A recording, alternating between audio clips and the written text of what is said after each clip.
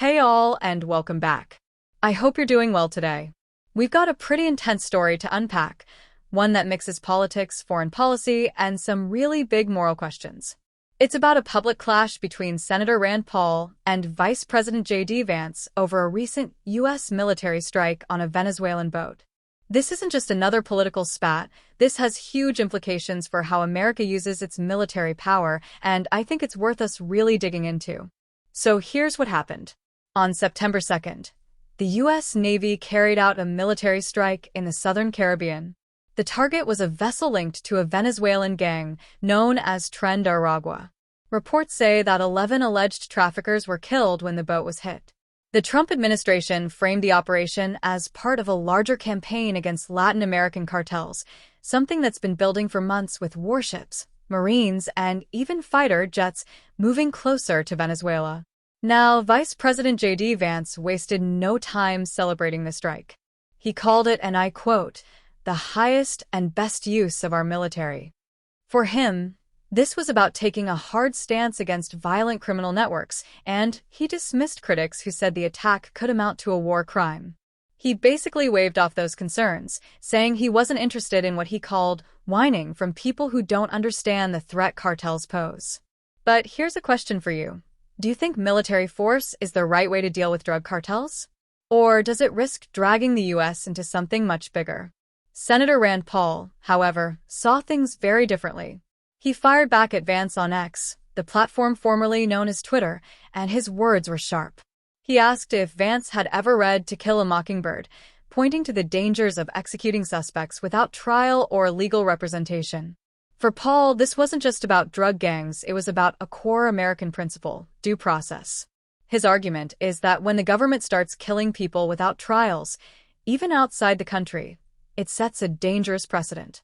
And I think that raises an important moral question. If the U.S. abandons legal process in the name of security, what message does that send to the rest of the world? This disagreement isn't happening in a vacuum. Legally, there are serious questions here. Some experts argue that the administration is trying to justify the strike by labeling these traffickers as narco-terrorists.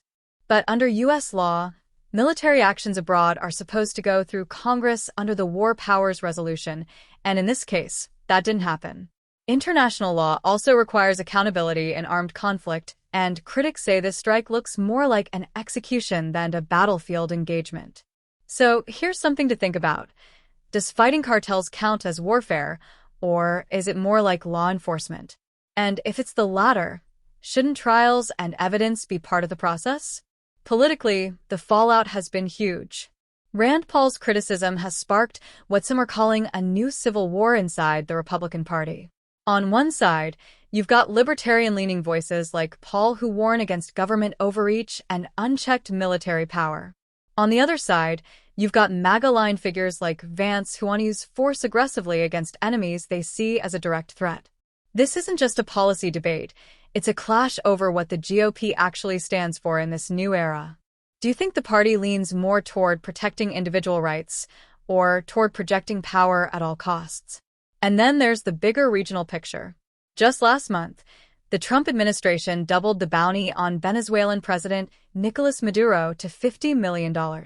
At the same time, the U.S. deployed thousands of troops and a fleet of warships near Venezuelan waters. In response, Maduro mobilized millions of militia members and even scrambled fighter jets near a U.S. vessel after this recent strike. So this isn't just about a single boat. It's about an escalating confrontation in the Caribbean that could spiral if cooler heads don't prevail. Looking ahead, there are a lot of unanswered questions. Will Congress step in and demand oversight? Could we see lawsuits or international cases challenging the legality of the strike? And perhaps most importantly, will more of these operations happen in the future, making this the new normal? We might be looking at a major turning point in U.S. foreign policy. So what do you think? Was Rand Paul right to push back and remind everyone about due process and the dangers of unchecked power? Or do you agree with J.D. Vance that the military should be used aggressively against cartel networks no matter what? I'd love to hear your thoughts in the comments, because this is one of those stories where reasonable people can see things very differently. That's it for today's breakdown, friends. Thanks so much for spending a few minutes with me to unpack this really important issue. If you found this video thought-provoking, do me a favor. Hit that like button, share this video with someone who follows politics, and subscribe if you haven't already. We've got more deep dives coming your way, and I'd love for you to be part of the conversation.